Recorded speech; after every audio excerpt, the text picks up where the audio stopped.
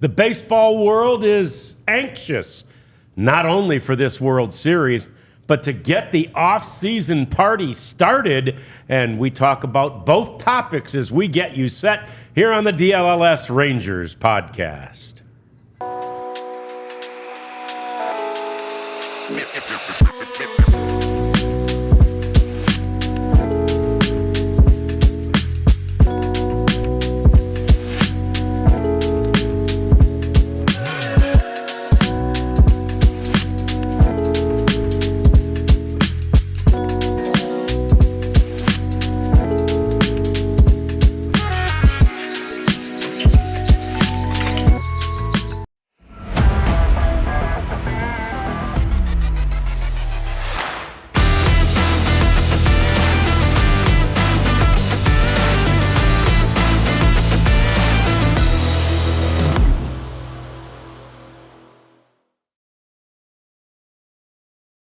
On the DLLS Rangers Podcast, and it's something that continues to surface, if you will, with the Rangers this year.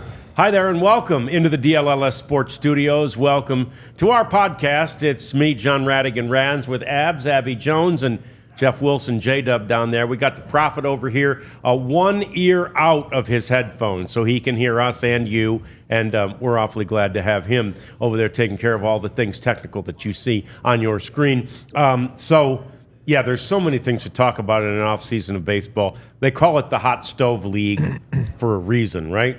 There's just some little embers right now in the stove, Abby, but that's because the season's not officially over yet, right? We still got the World Series to get to, but with the week-ish off before, hot stove topics come up. Right, and what better way to celebrate this, week in between than to talk about what the Rangers did last year? Right. Because we were in the World Series last year. Yeah, we absolutely have that on the topic list, and we've got this story, Jeff, about, it looks like Donnie Ecker is out now of the running for the Chicago White Sox, that is, manager job. But I find it interesting that a full year removed from the Rangers, great success of last year, two guys from, Bruce Bochy's coaching staff, Will Venable and Donnie Ecker, are receiving attention as potential managerial candidates. Yeah, last year really... It's tricky. So in October, first of all, you don't hear a lot of news because Major League Baseball doesn't want any news broken. Right. They don't want to detract from the World Series and the playoffs. But October is also the time when teams need to hire their managerial vacancy. Coaches, their contracts end at the end of October. So you try to get those things lined up. You want to go into free agency knowing who your manager is. That helps the players. Would help. Yeah. So it's not surprising that this job hasn't been filled, though, or the Marlins, for that matter, because maybe they want to interview people with the Dodgers or the Yankees. That's a possibility. They might be wanting to do interviews with teams that were just, coaches on teams who were just eliminated. But it looks like that they're both casting a very wide net. And really, the Rangers last year, playing until November 1st, Donnie and Will didn't get probably a full opportunity to pursue the jobs. They were busy. Coaches have interviewed on off days. Chris Woodward, for instance, did that during the World Series before the Rangers hired him after the 2018 World Series. But I'm not surprised that Donnie didn't get a better look. The Rangers offense wasn't very good this year, but while he has the bench coach as part of his title, he's really focused on the hitting side. Yes. Where I just think that Will Venable, the associate manager, seems to handle more of the bench coach duties. Like, he's the guy you usually see on the phone talking to the replay people. He's the manager when Bruce Bochy gets ejected, stuff like that. So, and Will, he's young. He's not that far removed from the game. If you're looking for a guy to relate to young players, he makes a lot of sense for the White Sox. And so we'll see what happens, but I don't know that this is close to getting resolved yet. Yeah. Take a look, in fact, speaking of that wide net, at the list of candidates that are still out there for the White Sox. And as we mentioned, our buddy Evan Grant reported yesterday that the name of Donnie Ecker has been withdrawn, no doubt by Donnie. He's not interested at this point in that position. But there are some of the names, and you see Will Venable down there, third from the bottom. But to your point, Jeff, that Clayton McCullough name, that's the Dodgers' first base coach, right? Sure. So they're not talking to him yet, right? Yeah. They've got a couple of former managers, and obviously Buck Showalter, a former Rangers manager way back in the day, and Phil Nevin among those guys. Skip Schumacher also another former manager. So they've got some. Again, that's a wide net. Yeah, I mean, Buck Showalter's been a big league manager. His first job was in 1990 with the Yankees, and he was only 35 then. But I don't know. That one doesn't make a lot of sense. You know, if Buck Showalter's going to get a job, he wants it to be with a contender so he can finally win a World Series. Skip Schumacher, basically coming from Miami to the White Sox, it would be lateral. It'd be a young team with a lot of losses. Does he want to go through that again? Then you see Phil Nevin, who managed the Angels before this season, before he was replaced by Ron Washington. Daniel Descalso, who I don't think has ever been a manager, former player, was on that 2011 Cardinals team that beat the Rangers in the World Series. He's their bench coach, the Cardinals now. Yeah, so, guys who probably fit that mold a little bit better, guys who would be willing to take some lumps these next couple seasons, because the White Sox aren't going to be good in 2025. Definitely not. They have work to do. So somebody young who can relate to players and who wants to coach and will have the patience, kind of like Chris Woodward.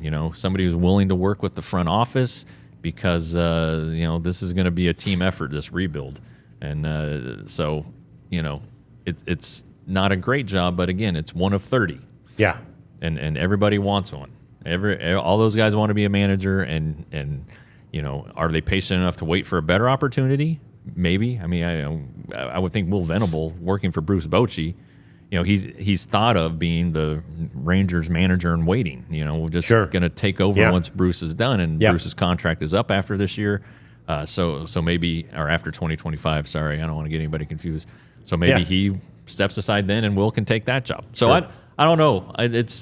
There's so much that goes into this, but I would imagine resolution will be coming early November. Yeah, and the Danny Lehman, who you saw on that list too, is another Dodgers assistant coach. He's the bench coach for the Dodgers, and I do find it a little interesting, and perhaps, though, not surprising, that these candidates, there's a couple of candidates from the Dodgers organization, none from the Yankees. And I think that going back to the Chris Woodward example, I think that the Dodgers are thought of in baseball circles as sort of that almost model franchise, right, from top to bottom, where they're doing everything right in the analytics, obviously getting the right players, and from front office all the way on down. You win all the divisional titles and get to all the NLCSs that they have lately.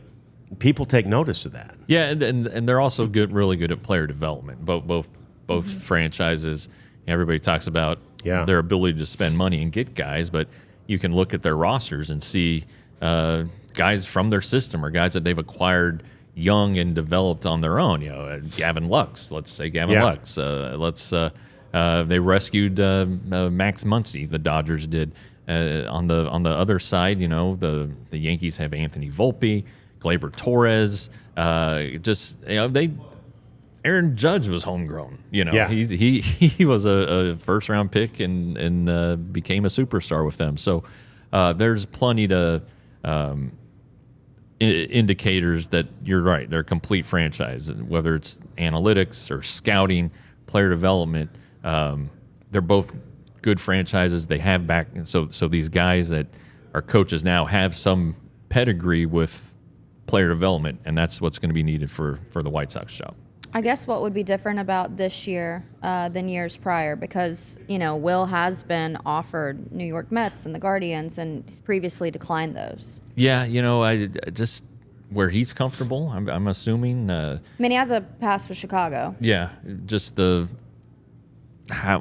is his biological coaching clock ticking? Right. Does he want to get out? Does he feel like he's in a better place now after 2 years with Bruce Bochy, watching a master at his craft and learning some of the intricacies and how to think ahead, like everybody says Bruce Bochy does, always 2 steps ahead of the opposing manager.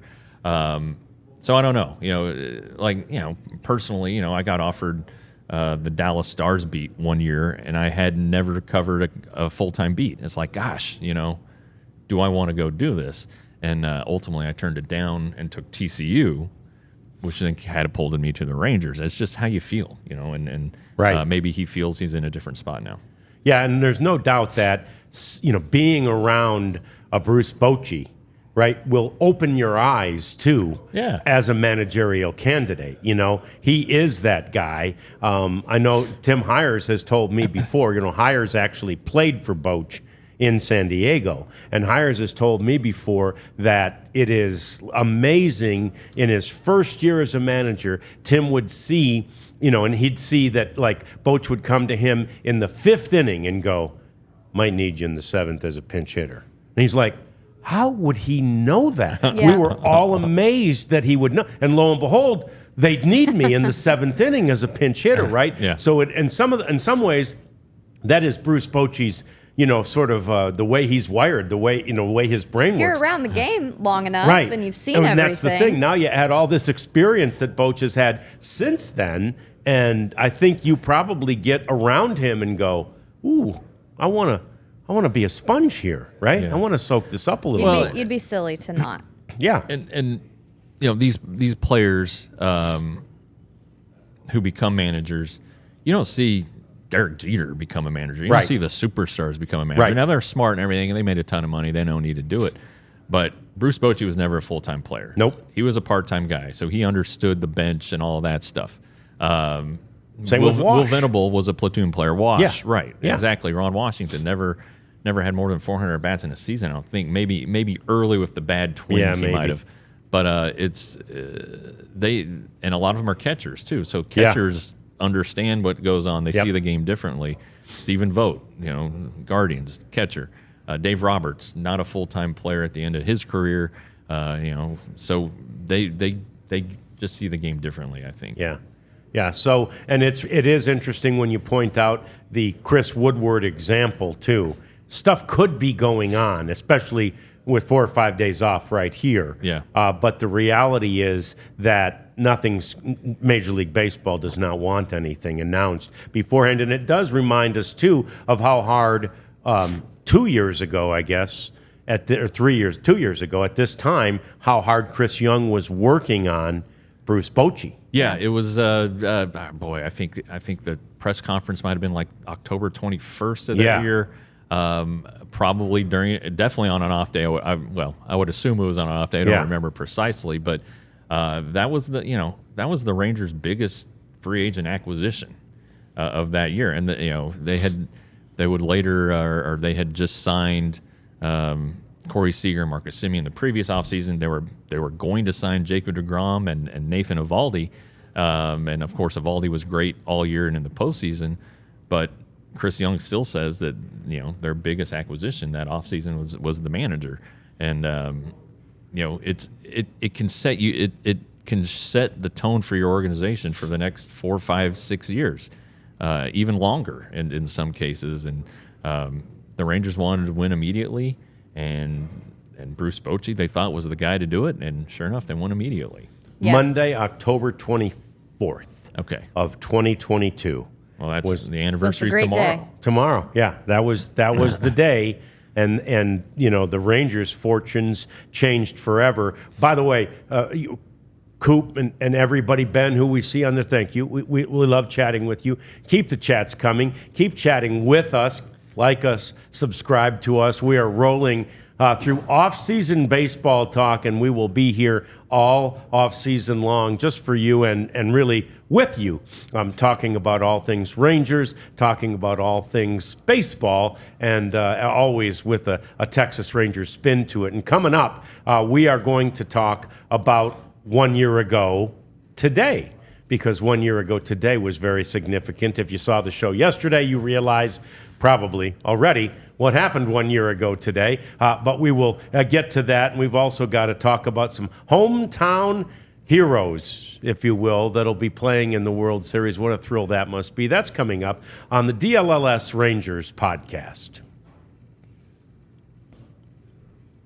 But first, we must answer a question. Can you drive with Shady Rays? I don't mean drive. I mean drive. Oh, okay. You can. I see what you did there. I All can right. confirm. I Okay. can confirm.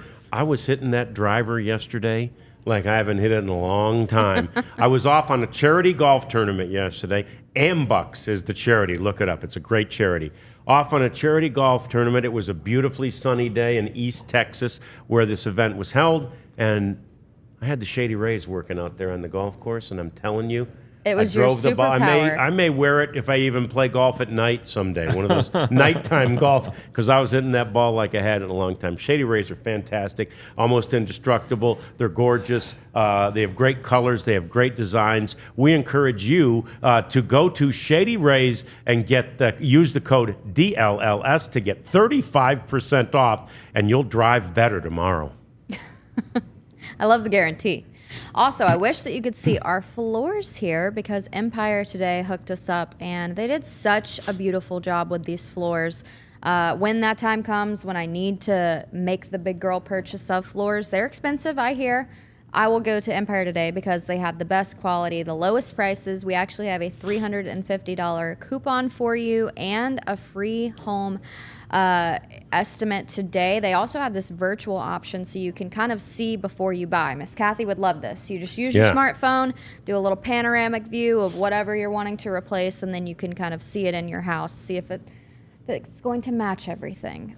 So it's the best on the line. All they do is flooring, so you know that you are going to get the highest quality, the best prices, the best customer service, this, that, and so much more. Go to empiretoday.com/DLLS for $350 off. It's fantastic. It's a great choice. It's a great idea. And it is time to talk about 1 year ago today, which was the day that the Rangers punched their ticket, Abby, to their third World Series. This one was the most important because they did it. Yeah. You know, we'll get into that run, but no, 1 year ago today, Game 7 of the ALCS in Houston. No better way to do it than in front of your rivals. You know, the last two celebration photos that have been taken for opposing teams in Houston have been advancing to the next round. And, you know, Houston's had trouble at home at Minute Maid Park going back to even 2023. I think it was six losses at home in the postseason. So it seems like, I don't know, the Rangers, I guess Houston Astros fans were making the joke that the Rangers weren't like awake or something back in the postseason last year. Well, it seems like Houston isn't awake anymore. No, Houston, we have a problem. And that Game 6 you guys talked about yesterday, you go into that game, as you mentioned, just feeling a little bit, I don't know, I don't think the guys were, but fans, a little bit down the way Game 5 went, and Altuve hitting the home run and all that stuff. And you're just where the series was at that point as well. My gosh, now they have to go back. And again, at that point, we don't know they're going to go 11-0 on the road in the postseason. And you're just thinking, this doesn't set up well. Yeah. They came out big and strong in Game 6 and did what they did. But then Game 7, Jeff, that was amazing because they still technically have the advantage if you call it a home field advantage. Yeah. And you've got to set a tone early, and the Rangers sure did. Yeah, Corey Seager did it. Christian Javier really kind of carved him up earlier in the series. Sinker baller, lots of ground balls. And, the Rangers actually went into that game with an approach to hit more ground balls. Hit it hard on the ground. Don't try to overcome the sinker. Try to thrive on the sinker. Yeah. And but that doesn't apply to Corey Seager. Corey Seager can do whatever. He has his own rules. He got a pitch and he crushed it into the second batter of the game. And of course, he let out the emotion. I think that's the thing that surprised everybody. was that he screamed on his way to first. He screamed when he got touched home and went into the dugout, was fired up. Rangers scored 3 in the first. Adolis Garcia almost hit a home run. He really should have gotten a double. It hit off the top of he thought he had a home run, hit off the top of the wall. Anyway, RBI single, scored Evan Carter, and it was just on from there. And it needed to be because the Rangers, I think this is kind of forgotten. Max Scherzer started the game, but he was still coming off of the injury, and he didn't have the pitch, the arm built up, and all of that stuff.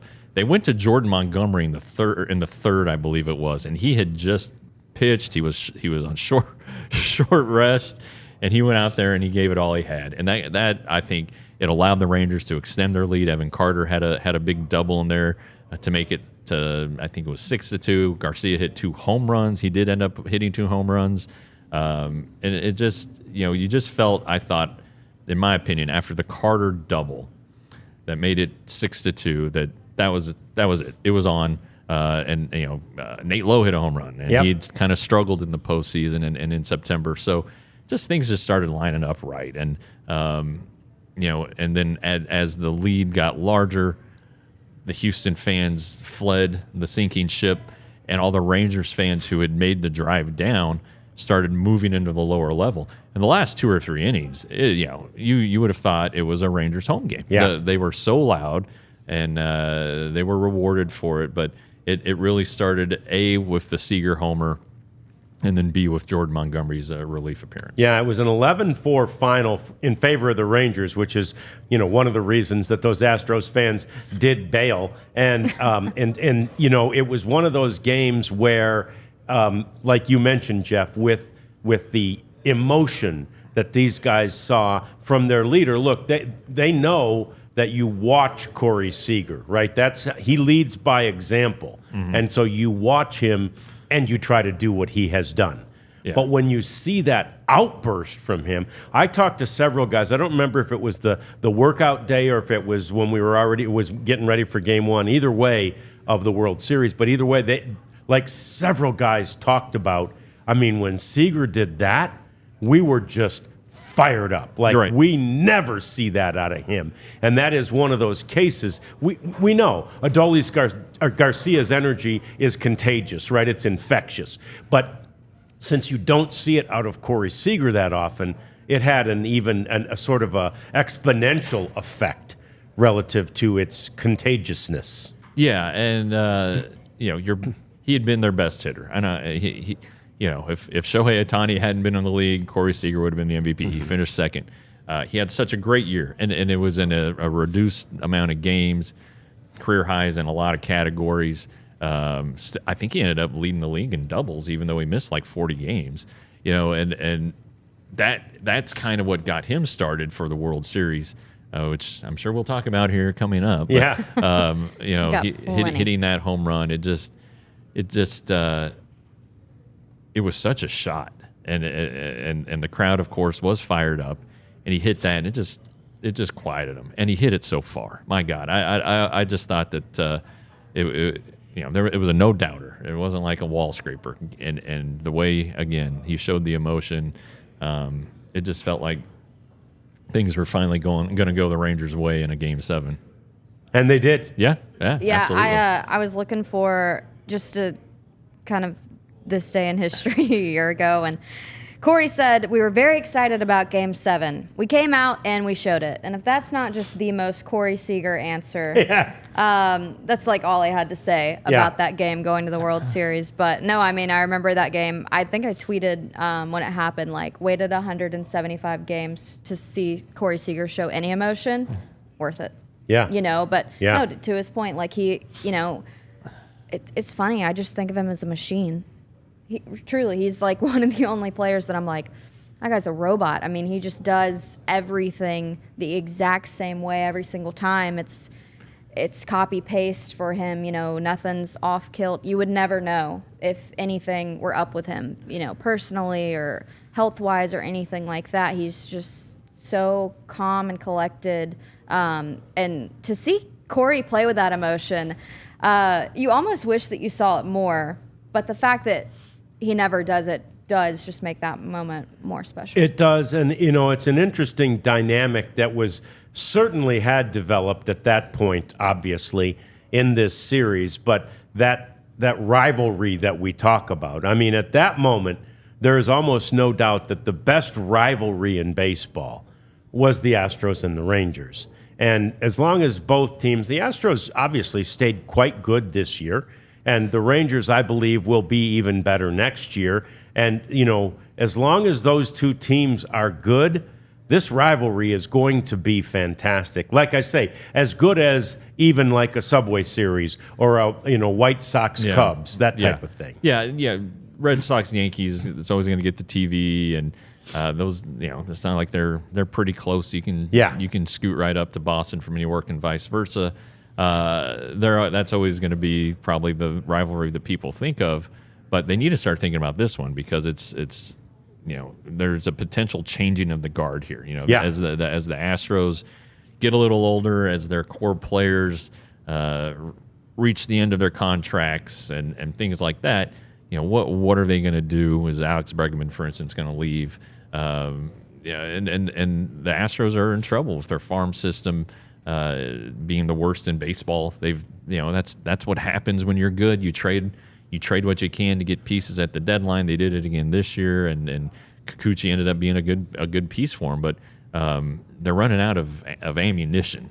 And when you do that, you run out of depth. And when your guys get hurt, your older players start getting hurt. Who are you going to have to replace them? And right now, the Astros don't have a ton of depth. It looks like they're going to, their GM said right after the season they're going to have to get creative with payroll. So they're kind of in flux right now.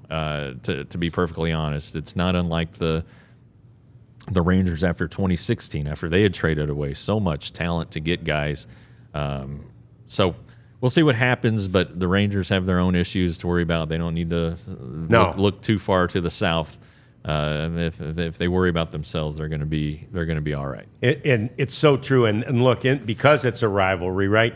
There are plenty of people from here or from Houston that live here and who are still avowed Astros fans, and so they'll see me and they know I'm associated with the Rangers, and they'll be like, "You guys were a one-hit wonder. It's never going to happen again." And I'm like, "You don't know Chris Young, right?" Yeah. I mean, this is not a one-hit wonder. I think to your point, Jeff, this is a team that's headed, its arrows still pointed up no matter what happened last season. Yeah, I mean, sure, there's some uncertainty with the finances, with the budget and the TV deal, but look at the guys who are in the rotation at the end of the year, Jack Leiter and Kumar Rocker. Both young guys who have the potential to be in the rotation for 6 or 7 seasons. Josh Young, keep him healthy. He's going to be a good player. Seager and Semien still have more than half of their contract left to play out. So they're not going anywhere. Evan Carter's going to get healthier. Wyatt Langford looks like a potential all-star.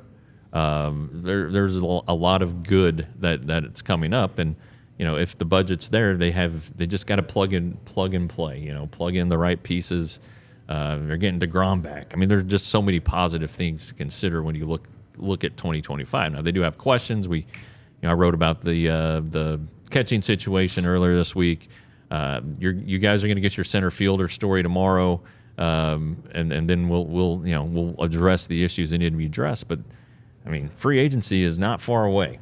The hot stove league is it's a warm stove right now. Yeah. But it's going to be hot, heating up, and the off season is going to be very telling about the Rangers. But even if they can't spin like they want to, they're still got the core in place and have a chance to be good. And Bruce Bochy was very clear about his goals ahead of the 2025 season. And Chris Young too with the internal growth. So. If there's anybody's word I'm going to take, it would be Bruce Bochy in this position. We know his track record with the off year and then back at the World Series again. It's going to take some time, but the Rangers do have all of the pieces. Yeah, they definitely do. And I mean, again, there's work to be done, but recent history shows us that the front office is not afraid of doing the work, and of course, neither are the players. More coming as we get to those hometown heroes, or certainly potential hometown heroes that are headed toward the World Series. We'll look back at some of the ones from around here who have been able to celebrate similarly. That's coming up. Plus, we got to get to some big news from the world of baseball. Sad news. We'll get to that a little bit later on in the program. But first... Hey, guys, it's going to be 93 today. Yeah. Yeah, it's still cooler weather. Not cooler like the temperature, but cooler like get some ice-cold beverages packed away. And to do that, go see our friends at Rugged Road. Light coolers, floatable coolers, durable coolers. Just great stuff. If you're going to the ballpark like we did last weekend and are going this weekend with our son, we need to pack drinks and stuff to keep them cool and keep us cool too, keep us fed. So you need your coolers. You can go out fishing, take it on the golf course, whatever it is. Rugged Road is perfect for you. So gear up for your next adventure with Rugged Road coolers. Reliable, durable, and built to be used. Rugged Road is your ultimate cooler companion, outdoor companion. Head to ruggedroadoutdoors.com and use the code DLLS for 10% off. And FOCO, they donated so many great things to our studio. We have such fun memorabilia from over the years and accomplishments that our teams have or the players have. Bobbleheads, hats, shirts, the World Series gear behind us. Love that. But our friends at FOCO gave us all of this stuff. So they have the best sports gear around. They have hoodies, they have shoes, they have signs, they even have overalls. Wow. If you really want to get crazy. So check out FOCO today. Non-presale items, we have a 10% off discount. You can use the code DLLS, and you can go to FOCO today. They have beachwear even. So you can support your Texas Rangers or I've seen some basketball stuff. We've got Mavericks starting tomorrow. So if you're just a Dallas sports fan, Cowboys, Rangers, Mavs, Stars, FOCO is your place to go. 10% off. Use the code DLLS. And it's virtually beach weather right now. Essentially. Right? Yeah. Yeah. It's virtually. I don't know the UV ray. That's the telltale. Right. But yeah. it is hot. It's very warm. And I'm wearing It's okay. sweatpants. Yeah, it's okay. It'll be cool soon, I think. But if not, you got a cooler. We got one right here, one of the Rugged Roads. It's as rugged as it can be. So the Dodgers have announced their first two pitchers. I don't think the Yankees have. Has anybody seen this yet? They have their game said one start. Cole? Yeah. Garrett Cole, Okay, so yeah. Cole is starting for the Yankees in game one. We get the news from Dave Roberts yesterday that it will be Jack Flaherty in game one and Yamamoto in game two. And so, that's somewhat interesting in just the way that Jack Flaherty finished the NLCS with what Dave Roberts called one of the worst games of the season. Right? I mean, that is not a good place. But, again, that one was on the road in New York. And the last time that he pitched at home to start off that series in Los Angeles, in Chavez Ravine, he pitched great. Yeah, probably one of maybe the best start of his career, Right. considering the circumstances. Yeah. He's from just up the street in Burbank. His mom was there, and got them off on the right foot. But yeah, with the chance to close it out, he got kind of tagged and beat around and didn't do the job and was a little testy about it. I probably would have been upset too, but be professional. Don't yell at the writers. And so this is another opportunity for him under the spotlight, the biggest spotlight. Yankees, Dodgers. It doesn't get any bigger than that. Game one of the World Series. It potentially sets him up to be used in Game 5. If that's the route the Dodgers decide to go, they're going to have to use a bullpen game at some point, maybe two. Yeah. And that's kind of a dicey proposition, but we'll see what happens. But yeah, right-handed pitcher.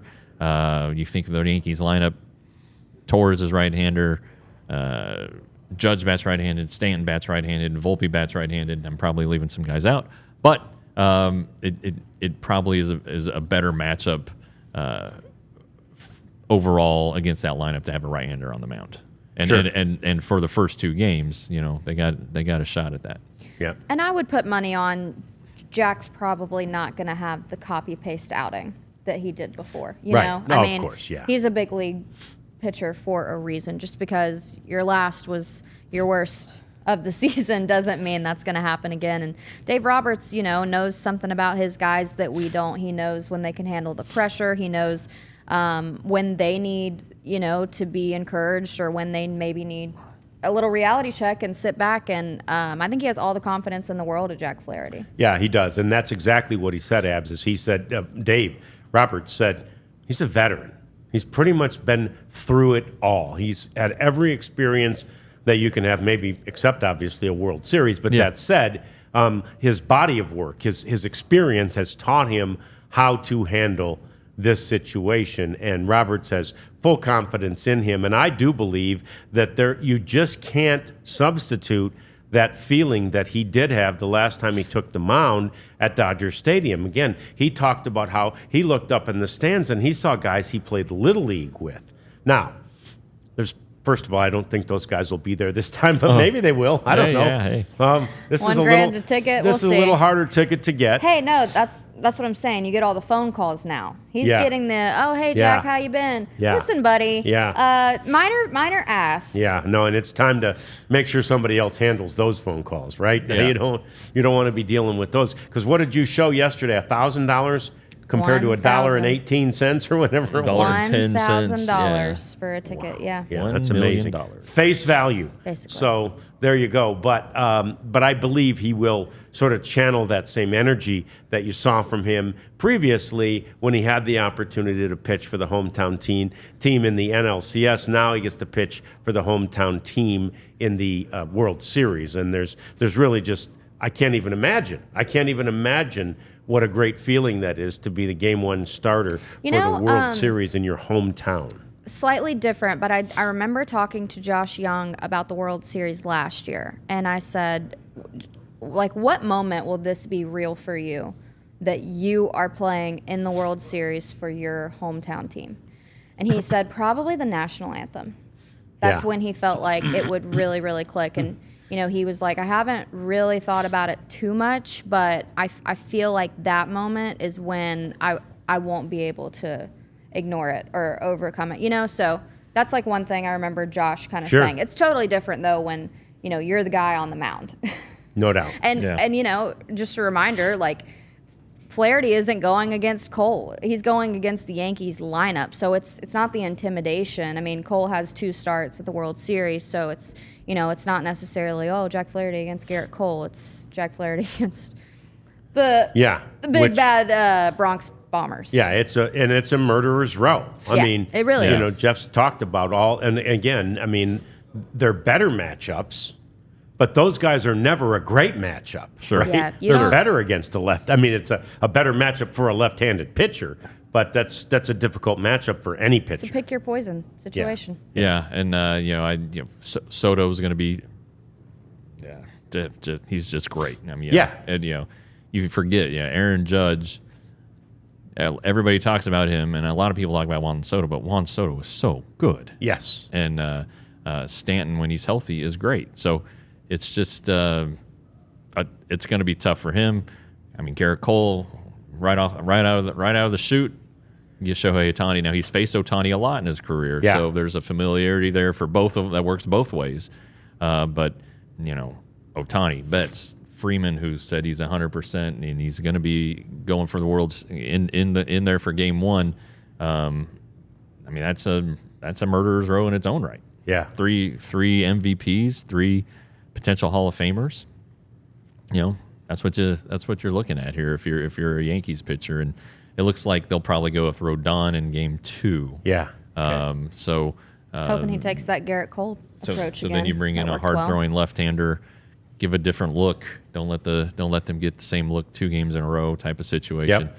So anyway, that's not official though, but Garrett Cole is official for Game 1. Yep. So another guy who will be playing in his hometown during the World Series won't do that until Game 3, but Anthony Volpe, the shortstop for the New York Yankees, will also play in his hometown. He's been a Yankees fan his entire life. And way back in 2009, that's so him in front of the Duane Reade on Broadway in New York at the parade, the last time the Yankees won the World Series. And you know what? It looks like him. His face hasn't changed a bit. Hasn't changed. Right. I don't actually know that, at all. I don't know that he shaves yet, but Yeah. He's from New Jersey. He and Jack Leiter were high school rivals. They played together in the under 18 Team USA along with Bobby Witt. Saw that storyline during the division series. But Volpe's a nice little player. He really is. He's got some pop. He's a fixture in that lineup. He's going to be good for a while. Yeah. But yeah, it's cool. He's probably getting the same ticket requests that Flaherty's getting. Doesn't make as much money as Jack Flaherty, or hasn't made as much money as Jack Flaherty. So I don't know how excited he's going to be to give out the tickets or pay for the tickets for his friends and family. But these guys do have World Series bonuses coming.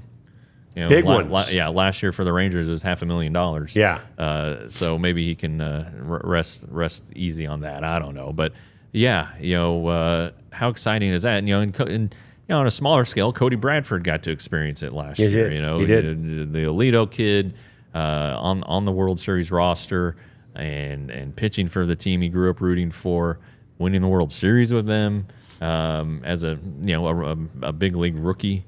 That's exciting. Josh Young, you talked about being a native Texan, big deal. Nathan Eovaldi in Houston, obviously, from Alvin, second best player to ever come from Alvin, Texas. Amazing. Robbie Grossman in Houston. Sure. I said, tell me you wear your ring when you go back home. He goes, I don't take it off. Yeah, it's good. Appreciate that. Gloat just a little bit down there. Yeah. Absolutely. Heck, that ring's big enough. You could see it from 10 miles away. But no, I feel like baseball, it's romantic for a reason. I feel like these things just kind of happen. Well, and Ben said in the chat, imagine sitting there in the front row, face pressed up against the metal railing, keeping you from the parade, and the next thing you know, you're on one of those floats, and it's a great point. It speaks to sort of the romantic nature of this thing.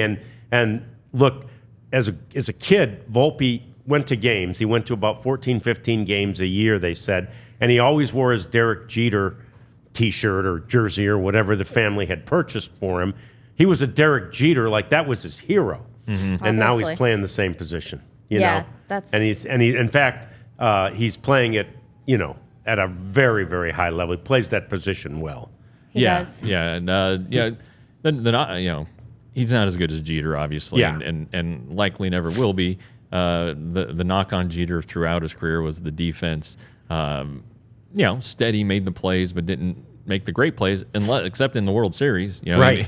He always made the diving catch going into the crowd that bloodied his face. That might have been a championship series. But anyway, it was the playoffs, and the great players are great, and Volpe is on the cusp of being right there. He's really, really good, and the Yankees may not be here without him.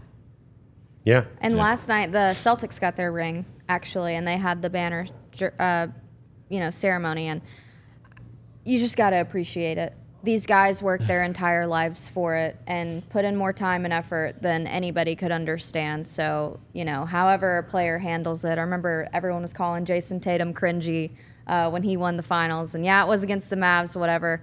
But no, these guys work for it their entire life. And I'm excited. There's so many storylines, like I said, going ahead of this World Series. And this one makes it so much cooler if this kid's able to, wear the Yankees ring. That's so special. But I don't know. There's a lot to look forward to. There is so much to look forward to. We haven't even mentioned during the course of the broadcast today Shohei Ohtani. But we will, because there's news about the 50-50 ball. That's coming up. And we'll also get to a couple of sad notes in the world of baseball, at least in our world of baseball. The DLLS Rangers Podcast continues in a moment. Guess what I got yesterday while you were golfing? Tell me. I got a DLLS shirt. Did you? I did. In the mail? our GM Ben handed it to me. Nice. Okay. But I'm one of the first ones to get it for here, I think. I got the Cowboys one. Okay. It's With washing the little guy on it? with the guy. Yeah. With the fella. I like It's washing right now, but I showed it here yesterday. I can say it is soft. It's comfortable. Seems durable. Jeff's worn his a few more times. Is this the debut of the TCU? This is one? the debut of the debut. TCU shirt. Yeah. Yeah. Because he's even got his TCU show today at 2:30. So tune in to All Horned Frogs podcast. Yep, that's it. 2:30 for that. But yeah, these shirts are quality, Yeah.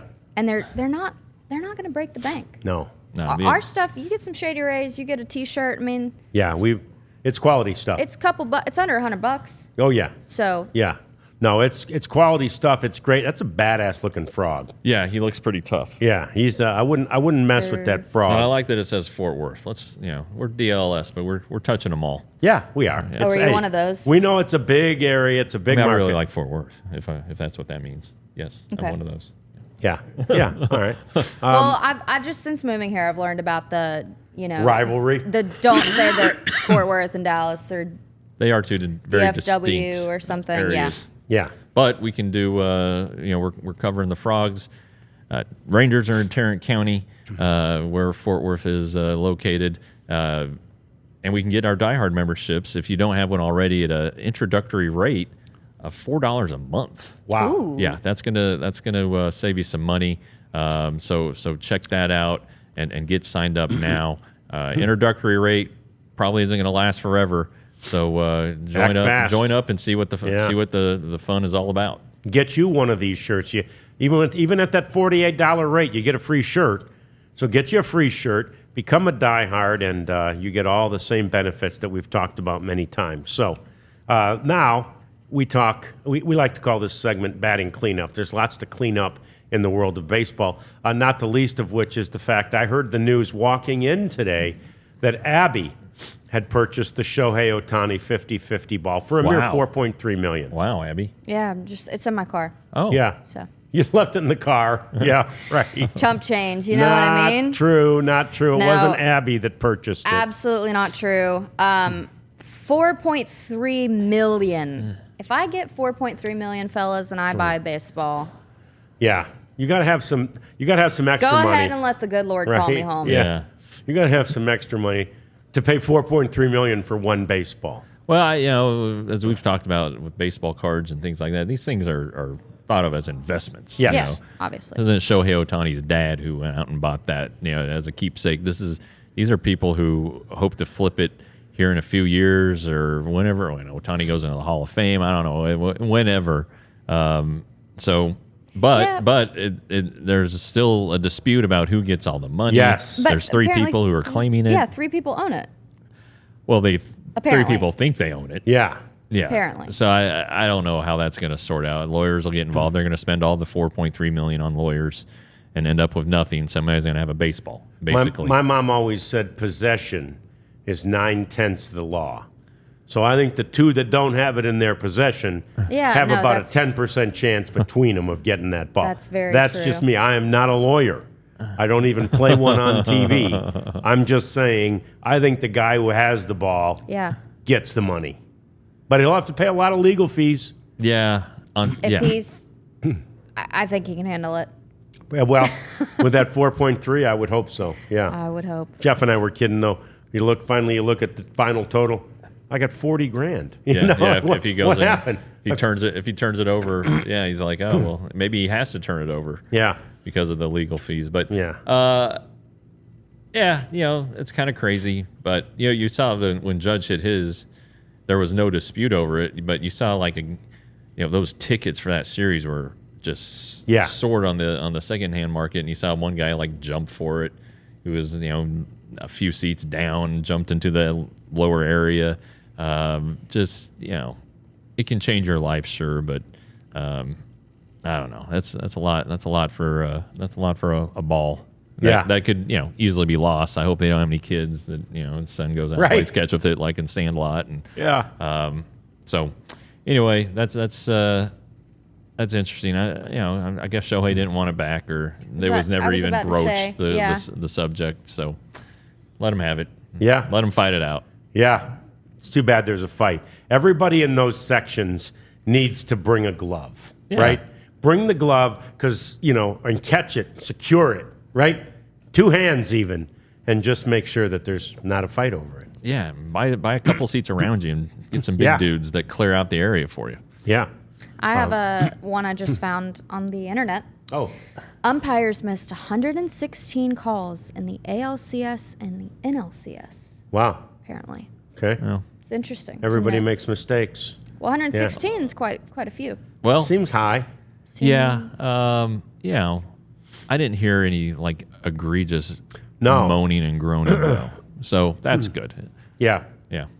100%. Yeah. All right, so there's a new Netflix documentary coming out about the 04 Red Sox, a team that we've talked about a lot recently, especially as it pertains to the ALCS and as it pertains to still the only team to ever come back from 0-3 down in a baseball series and win said series. They did that against none other than their vaunted rival, the New York Yankees, in 04. We talked about this game at length, and again, the significant role that Dave Roberts played in that game. And it is amazing that, now all these years later, because it was such an amazing story for the Red Sox to finally break the curse of the Bambino and win the World Series. Right. And now it will be immortalized in a Netflix documentary that, Abs, you said is dropping today? It is, and it's called The Comeback. The Comeback. Yeah, My dad was 1 year away from that. He was on the Red Sox in 03. Oh, really? Yeah. Wow. It's tough. So actually, 03, he had the opportunity to go to the Red Sox or the Marlins, and at that time, Red Sox were the biggest name that had offered him, and he was like, "Oh, I'll go to Boston. Yeah. It's great." Marlins won the World Series that year. Oh, jeez. So then 2004. Look at here. Oh, Here's John Anderson. here we go. Look at John Anderson. Look at that. Who, by the way, made us look like fools earlier, asking us to pronounce the names of various cities in Boston area. I can't help it if they talk wrong. But so 2004, my dad gets a call from the Marlins, and he's like, "You guys just won a World Series." Heck yeah, because he didn't have the best year in Boston, and you know what happens. There it went. You know what Man. happens. Yeah. Missed 2 rings. Although the 04 series, we talked about it last week.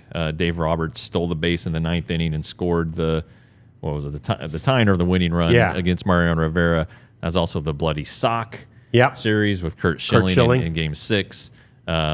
So a lot went down, and there's going to be a lot to talk about. And so anyway, should be a fun little documentary. I'll watch it tonight. Yeah, that's a worthy watch. There's no doubt about that on Netflix. And what a great day for week for Boston. I mean, they literally just had the ring celebration yesterday too, and now they're reliving this 20 years later. Yep, good timing. Timing is everything. And so, how about yesterday, as the Lakers got ready to play the first game of their long NBA season, history was made as LeBron James and his son, who called Bronny, were on the court together. And I just love the baseball tie to this, Abs, that Ken Griffey and Ken Griffey Jr. went to the arena to get a picture with them and celebrate. Oh, did they really? Oh, that's cool. I didn't even see that. Yeah. I love that. There's a picture of all 4 of them on the court at the arena. So I find that awesome that there's this, this just doesn't happen. Yeah, right? It really doesn't. You have to understand the magnitude of this accomplishment. Well, no offense to Bronny James, but if this were not LeBron James' son, I don't know that this would be happening right now. Solid point. You question whether Bronny belongs there or not after his not so good college career, but whatever, he's there. The moment was made. Bronny is not going to be better than his dad, but Ken Griffey Jr. was better than Ken Griffey Sr. Ken Griffey Sr. is a really good player. He was. Yeah, and played on some great Reds teams. But so anyway, Bronny, if you do the sleeper app, I looked yesterday, and Bronny's over/under for points was 0.5, and I wanted to bet under. I didn't, and I would have won because he did not score on his 2 shot attempts. He did play. Yeah, he played for 2 minutes and 41 seconds. Took 2 shots and missed them both. But I will say this, and again, maybe, obviously LeBron's impact, carries a lot of weight, but I don't know that you play him even if he's not somewhat worthy of. This is NBA, Sure. you know. Yeah. You've got a coaching career to consider, right? You have to be careful about just playing a guy to, Well, J.J. Redick was LeBron's pick as coach anyway, so True. LeBron's coaching the team. True. I guess if he wants Bronny to come in, Bronny's going to come in. Come on in, yeah. That Look, is. guys, I thought it was very amazing. It just doesn't happen that often. They went in together. I'm not mad about it. No. I'm not mad. I That's just, cool. it's. I don't think it's the same moment that the Griffeys, Right. And Brian Joey. Nothing close to it. Right. Yeah. Good point. Sad news in the world of baseball. And incidentally, this Dodgers-Yankees World Series will be the 12th, but it'll be the first since 1981 in the World Series. That's how long it's been since these two blue blood franchises have been in the World Series at the same time. Long has been that since they've played each other in the World Series. So pretty significant there. And ironically, that 81 series MVP has left us and all Dodger fans and really all baseball fans. Fernando Valenzuela died yesterday at the age of 63 years old. And if you're old enough to remember Fernando Mania, it was unbelievable in 1981. Yeah, I vaguely remember. 81 is the first World Series I remember. I was 6, almost 7, and I remember watching it while my mom and dad were playing racquetball. I was at the club and just sitting and watching the ball game. But you do remember Fernando and Fernando Mania just kind of taking the league by storm. That was a strike year, so in the middle of the season they took a little break. But he pitched 11 complete games in his 25 starts, 8 shutouts. Was just great, and won the Cy Young. Won the Rookie of the Year. Yeah, and won the World Series MVP. Right. Yeah. So he had been working on the Spanish broad radio broadcasts for the Dodgers, and in September, kind of toward the end of the season, just there's a story that he mysteriously left the broadcast booth and went to the hospital. It was eventually revealed, but it was never revealed that he was this ill, knocking on death's door. But a good guy. Everybody seemed to love him, and he'd throw a no-hitter later in his career. Yeah, not till 1990. I mean, that was 9 years in. That's pretty good. Yeah, and so it's it's sad, and so there'll be a lot of attention on it. Commissioner Manfred in his release last night said that the baseball will give homage to Fernando during this World Series. Perfect time to do it. So it stinks, going into the World Series with a franchise icon. Really, you think about the greats in Dodgers history. Oral Hershiser, of course, Sandy Koufax first. Sandy Koufax, Don Drysdale, and then you got to say Fernando. And he would be on the pitching Mount Rushmore for the Dodgers, especially since they moved to Los Angeles. And it's sad. It really is.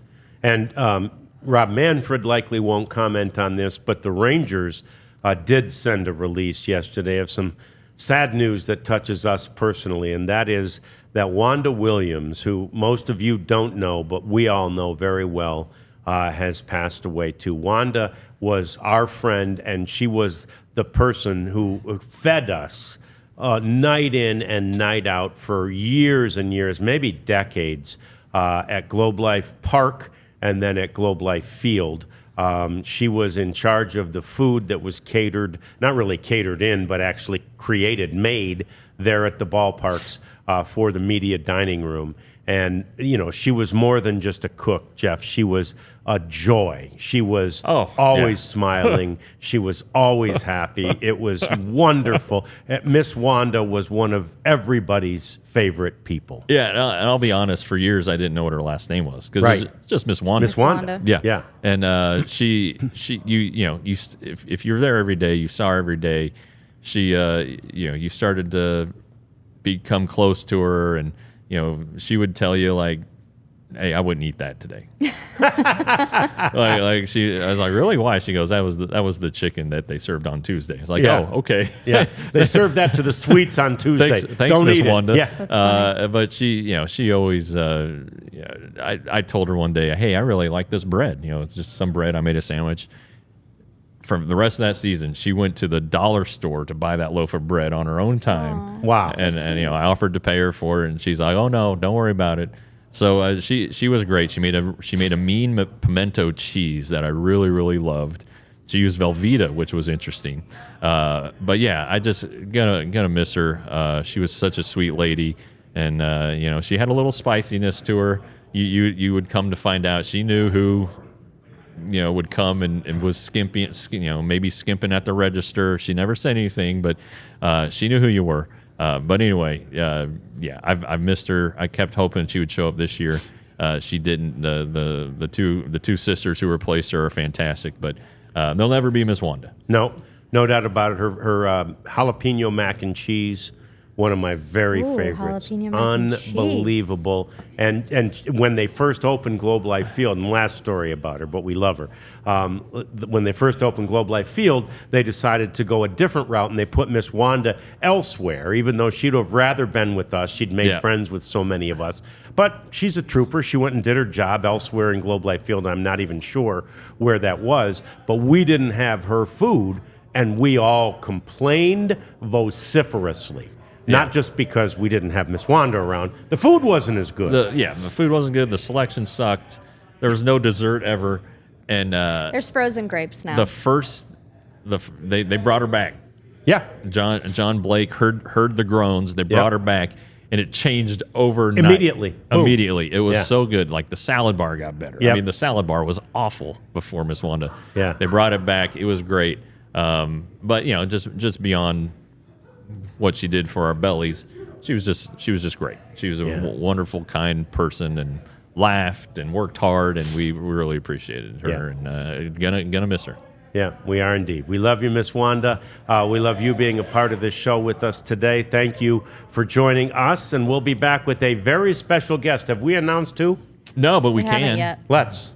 John Daniels will be in studio tomorrow. How about John Daniels sitting right here with us tomorrow? Here, we'll talk lots of baseball topics with JD. If you have any questions, and some Do It for Dirt. send them on Twitter, DLLS_Rangers. Yeah. For John Daniels. Fantastic. That'll do it for another edition of the DLLS Rangers Podcast. We'll see you tomorrow. We all silly like the mayor.